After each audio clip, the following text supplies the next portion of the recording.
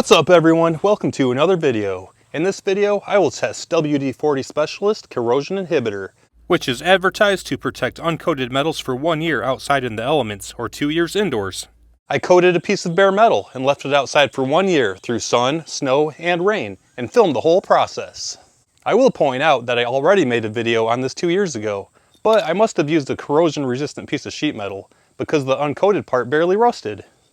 So this time, I will be using this piece of metal, which has been sitting outside and is nice and rusty, so it should give us better results since it's not corrosion resistant.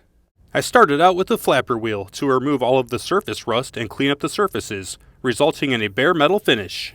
It's nice and shiny and unprotected, and ready to rust. Then I split it in half. Half will be the bare surface exposed, and the other half will have the corrosion inhibitor applied, so we can compare them side by side. And I put a nice thick coat on both sides. And here it is. Let's see if it protects the surfaces from rust for 1 year outdoors. I set it behind my garage to sit outdoors in the elements. After placing it here, I decided to move it over here so the bottom surfaces will also be exposed. And now we wait. Checking in 2 weeks later, there is some rust forming on the uncoated half, and the coated half is still rust-free. But it does have some grass and debris stuck in the coating. And checking on the coating, it's still a liquid fluid. Checking in 6 months later at the halfway point, we have some animal tracks. And on the test piece, there's still some rust forming on the uncoated half, and no rust on the coated half. And here's another look 2 days later, when it's not covered in snow and ice. The coated half does not have any rust. And now we're into April, the rainy season, which is 7.3 months in. Checking in on the test piece, it's still the same story.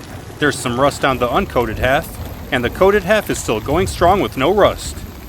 And we're closing in on the end. We are 10 months in June. Taking a look, the rust has increased on the uncoated half, and the coated half is still essentially rust-free. I do see a couple little pin spots of rust on the uncoated half.